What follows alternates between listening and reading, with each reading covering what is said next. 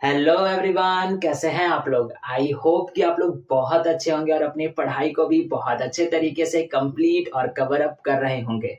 जैसा कि आप लोगों को पता है कि अभी हम लोग हमारे क्लास 11th के बिजनेस स्टडीज सब्जेक्ट को पढ़ रहे हैं और बिजनेस स्टडीज सब्जेक्ट में अभी हम लोग हमारे सोर्सेज ऑफ बिजनेस फाइनेंस वाले चैप्टर को पढ़ रहे हैं और ये वाला पर्टिकुलर वीडियो इसी चैप्टर का पार्ट नंबर 3 होने वाला है। तो आइए बिना वक्त गवाए, बिना देरी किए आज के इस क्लास को, आज के इस वीडियो को शुरू करते हैं और हम लोग पढ़ते हैं हमारे आज वाले टॉपिक को।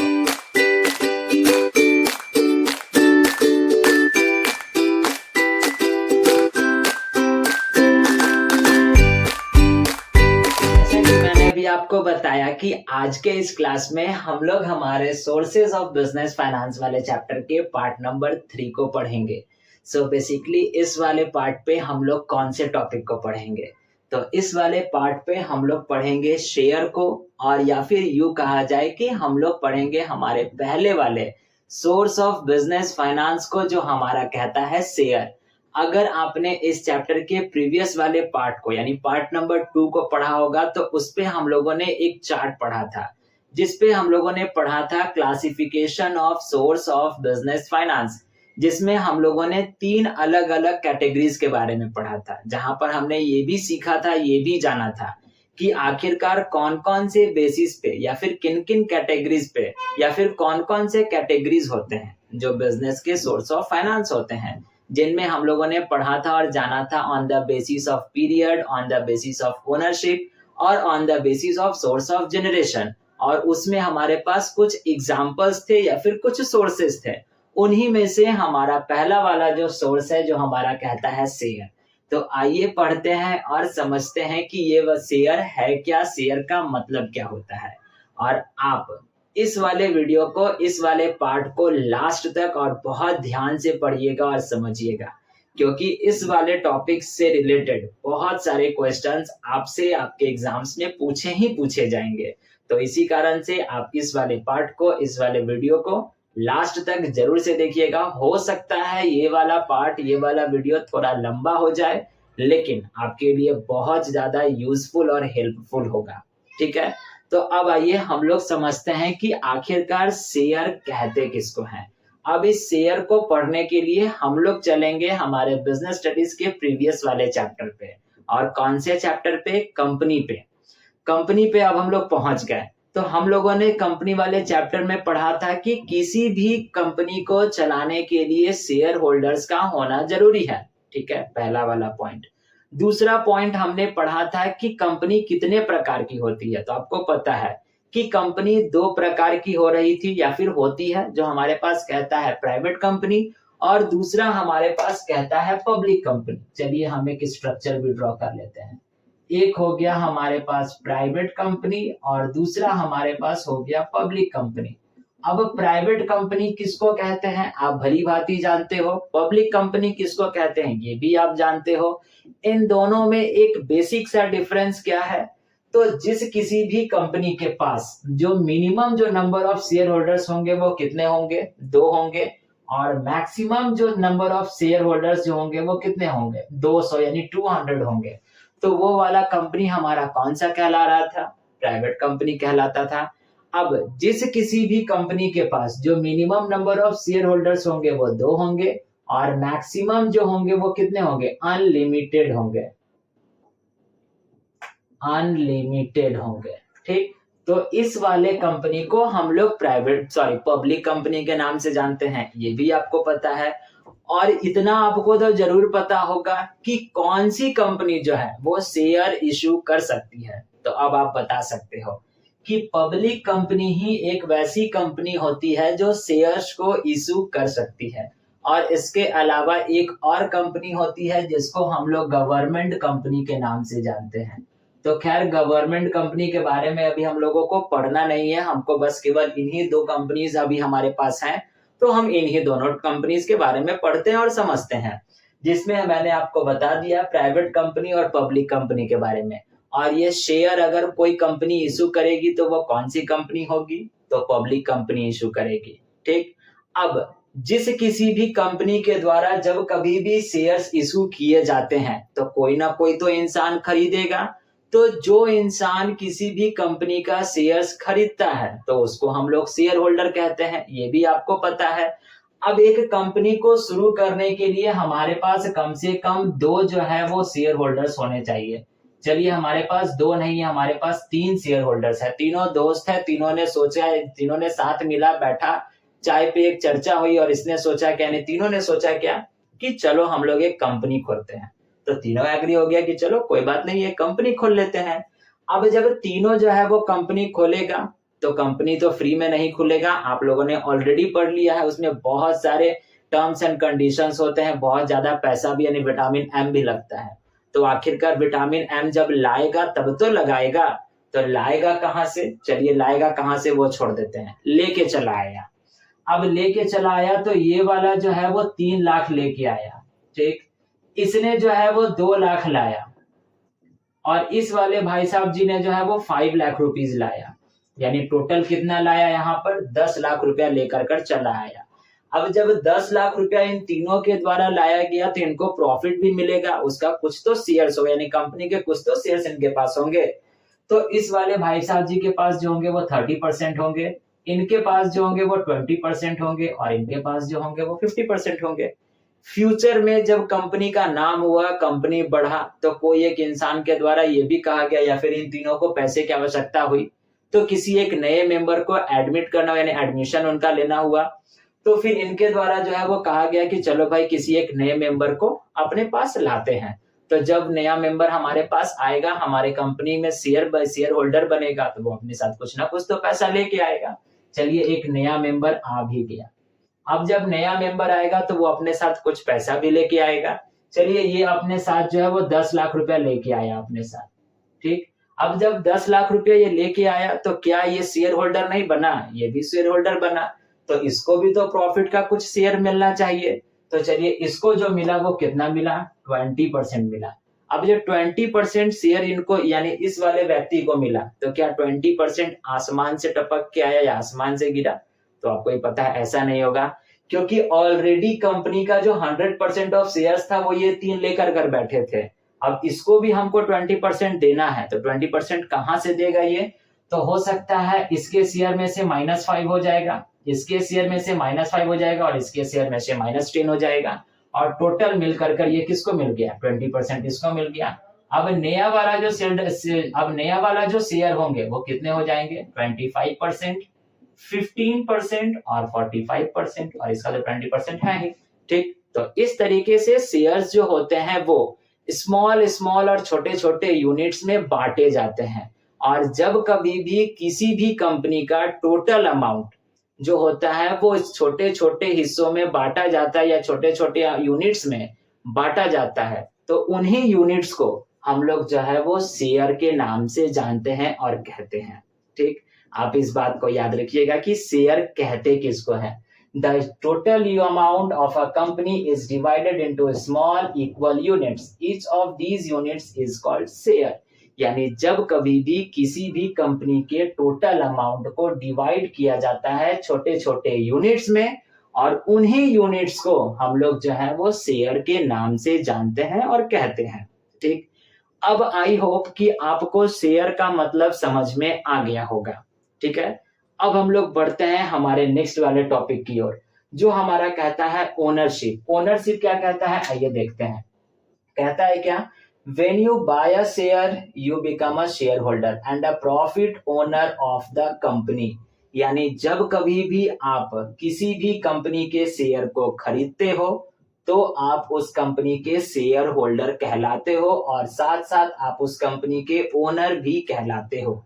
ये बात तो आपको पता है, मैंने भी आपको जस्ट बताया, और हम लोग कंपनी वाले चैप्टर में इस वाले बात को ऑलरेडी पढ़ चुके हैं कि जब कभी भी हम लोग किसी भी कंपनी के शेयर को खरीदेंगे तो हम लोग जो है वो उस कंपनी के ओनर कहलाएंगे। अब एग्जाम्पल के तौर पर हम लोग जो या फिर मैं जो हूँ वो टाटा मोटर्स का एक शेयर खरीद लेता हूँ और वो शेयर जो है वो 10,000 रुपया का है, तो हम अपने आप को कह सकते हैं कि हम टाटा मोटर्स के ओनर हैं। लेकिन कितने ओनर होंगे, जितना % ऑफ शेयर मैंने खरीदा है उतना ही %, यानी 10,000 का ही हम जो है वो ओनर कहलाएंगे, ठीक। अब हम अपने आप को ये नहीं कहेंगे कि हाँ भाई अब हम जो है वो टाटा मोटर्स के मालिक एकदम चौड़ में घूमेंगे, हमसे दूर रह के बात करना, बहुत बड़े आदमी हो गए हैं, अब रतन टाटा जी के साथ हमारा उठना बैठना है। तो ऐसा नहीं होगा, क्योंकि रतन टाटा जी का वो कंपनी है, आप उस कंपनी के बस केवल एक छोटे से शेयर होल्डर हो, और जितना का आपने उस कंपनी का शेयर खरीदा है आप उतने ही परसेंट ऑफ जो है वो उस कंपनी के ओनर कहलाओगे। ठीक है, तो आप इस बात को याद रखिएगा। नेक्स्ट वाला टॉपिक, नेक्स्ट वाला पॉइंट हमारा कहता है शेयर सर्टिफिकेट। अब ये शेयर सर्टिफिकेट किसको कहते हैं? तो शेयर सर्टिफिकेट जो होता है वो कहता है it is a document issued by the company acknowledging that you own a specific number of shares. यानी शेयर सर्टिफिकेट जो है वो एक प्रकार का डॉक्यूमेंट होता है जिसमें वो सारी की सारी बातें लिखी होती है। जब हम किसी एक कंपनी का शेयर खरीदते हैं तब उस डॉक्यूमेंट में ये लिखा होता है कि आपका नाम क्या है, आपने किस कंपनी का शेयर खरीदा है, कितना का वो शेयर था, कितना परसेंटेज था, हर एक एवरीथिंग।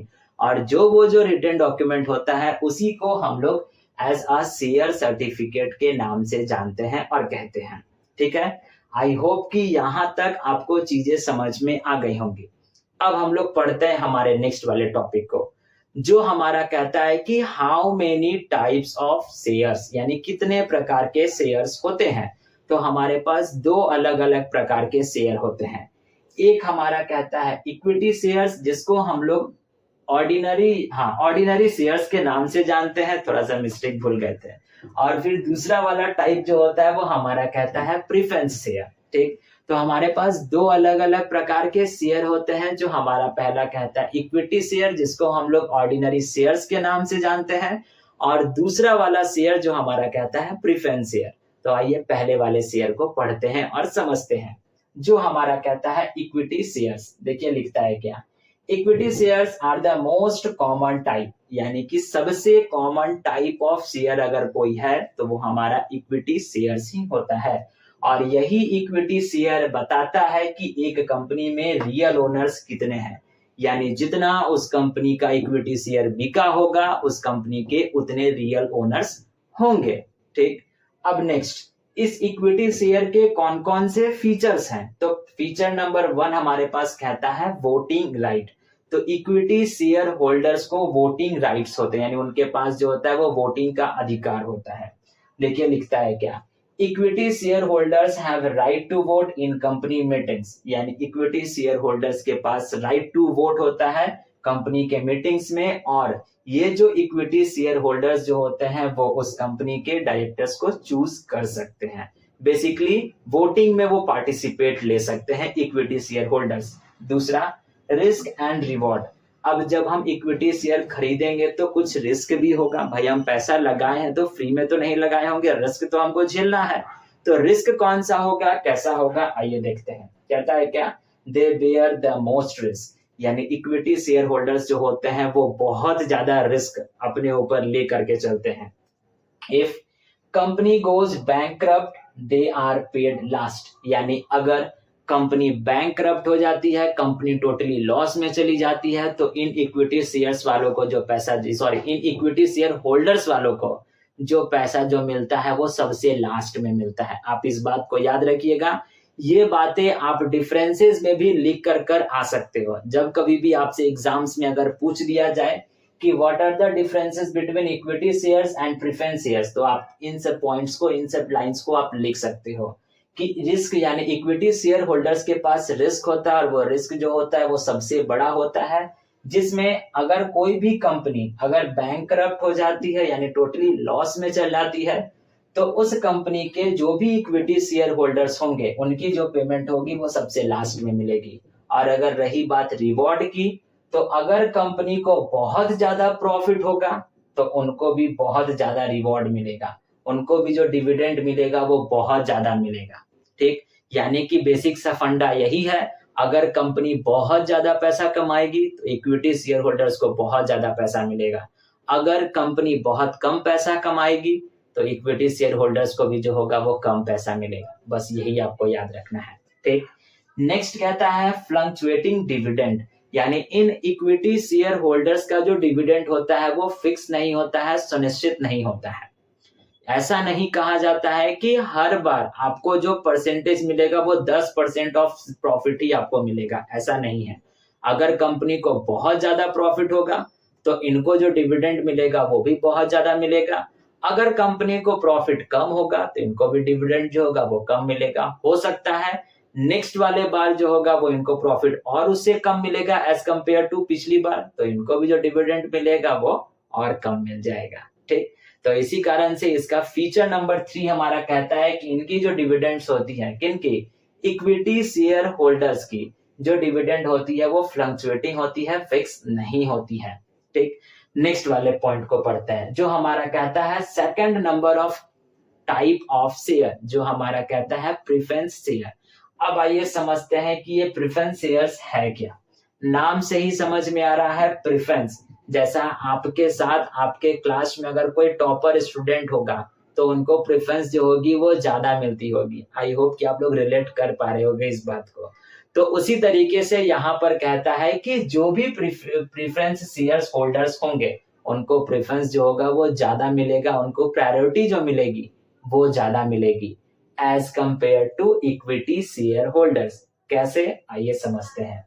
कहता है क्या, as the name suggest these shares have certain preferences, यानी कि जिस तरीके का इसका नाम है वैसा ही इसका काम है। क्योंकि यहाँ पर कहता ही है प्रेफरेंस शेयर्स, इसका मतलब हो गया कि जो भी प्रेफरेंस शेयर्स होल्डर्स होंगे उनको जो प्रेफरेंस मिलेगा, उनको जो प्रायोरिटी मिलेगी वो इक्विटी शेयर होल्डर से ज्यादा मिलेगी। ठीक, अब इनके कौन कौन से फीचर्स हैं, तो पहला ही फीचर और पहला ही प्रायोरिटी देखिए लिखता है कि they received a dividend at a fixed rate before any dividend is paid to equity share holders. कहता क्या है कि प्रेफरेंस शेयर होल्डर्स को जो भी डिविडेंड मिलेगा वो फिक्स होगा। एग्जाम्पल, अगर किसी एक प्रेफरेंस शेयर होल्डर को अगर 10% ऑफ अगर उनको डिविडेंड मिलना होगा तो उनको हमेशा ही 10% ऑफ डिविडेंड मिलेगा, चाहे कंपनी को लॉस हो चाहे कंपनी को प्रॉफिट हो। यहाँ पर उसको कंपनी से कोई लेन देन नहीं है, क्योंकि वो कैसा शेयर होल्डर है, प्रेफरेंस शेयर होल्डर है। लेकिन वही हम लोगों ने पढ़ा था अभी इक्विटी शेयर होल्डर में, कंपनी को प्रॉफिट ज्यादा होगा तो इस इक्विटी शेयर होल्डर्स वाले लोगों को प्रॉफिट ज्यादा मिलेगा, डिविडेंड ज्यादा मिलेगा। लेकिन अगर कंपनी को लॉस होगा तो इनकी जो डिविडेंड होगी वो कम हो जाएगी। लेकिन इस प्रेफरेंस शेयर में ऐसा कुछ भी नहीं होता है। इन प्रेफरेंस शेयर होल्डर्स वालों की जो भी जो डिविडेंड होती है वो फिक्स होती है। एक बार फिक्स हो गया मतलब वो फिक्स हो गया, चाहे कुछ भी हो जाए वो कभी भी चेंज नहीं होगा। ठीक, आप इस बात को याद रखिएगा। और साथ साथ ये भी बात आप याद रखिएगा कि इन प्रेफरेंस शेयर होल्डर्स वालों को जो भी जो पेमेंट मिलेगा वो पहले मिलेगा। किनसे, इक्विटी शेयर होल्डर्स वालों से। यानी जब डिविडेंड मिलने की बारी आएगी, पेमेंट मिलने की बारी आएगी, तो पहले जो पेमेंट मिलेगा वो इन प्रेफरेंस शेयर होल्डर्स वालों को ही मिलेगा। बाद में इनके देने के बाद जो डिविडेंड जो बांटी जाएगी वो किसको, इक्विटी शेयर होल्डर्स को बांटी जाएगी। तो ये छोटे छोटे लाइंस है, पॉइंट्स है जो एज अ डिफरेंस आप यूज कर सकते हो। ठीक, नेक्स्ट हमारा कहता है रीपेमेंट प्रायोरिटी। अब देखिए, जहां पर हम लोगों ने इक्विटी शेयर होल्डर में पढ़ा था कि अगर कंपनी बैंकरप्ट हो जाती है, कंपनी डूब जाती है, तो इक्विटी शेयर होल्डर्स वालों को जो पैसा मिलेगा वो सबसे लास्ट में मिलेगा। लेकिन अगर कंपनी अगर डूब जाती है, वाइंड अप हो जाती है, क्लोज हो जाती है, तो प्रेफरेंस शेयर होल्डर्स वालों को जो पैसा मिलेगा वो पहले मिलेगा। किनसे, इक्विटी शेयर होल्डर्स वालों से। देखिए यहाँ पर लिखता है, if the company winds up, preference shareholders are paid back their capital before equity shareholders। यानी इनको अपना कैपिटल मिलेगा और इक्विटी शेयर होल्डर्स वालों से पहले मिलेगा, बाद में इन इक्विटी शेयर होल्डर्स वालों को उनका कैपिटल लौटाया जाता है। ठीक, लास्ट वन हमारे पास कहता है नो वोटिंग राइट्स। यानी इन प्रेफरेंस शेयर होल्डर्स वालों के पास वोटिंग राइट्स जैसा ऐसा कुछ भी ऑप्शन इनके पास अवेलेबल नहीं होता है। ठीक, तो यही छोटे छोटे हमारे पास फीचर्स भी हैं, आप इनको एज अ डिफरेंस के तौर पर भी इस्तेमाल कर सकते हो। डिफरेंस आपको आपके बुक में मिल जाएंगे। हम चाह रहे थे कि आपके बोर्ड पर अगर वो फिट हो जाता तो हम उसको भी लिख देते, लेकिन ऐसा ऑप्शन हमारे पास नहीं था, इसी कारण से हम उसको नहीं लिख पाए। लेकिन हाँ, साइड में कहीं पर भी पिक्चर एक आ रहा होगा, फोटो एक आ रहा होगा, जहां से आप इन डिफरेंसेस को राइट डाउन कर सकते हो, या फिर ये डिफरेंसेस जो है वो आपके बुक में भी मिल जाएंगे।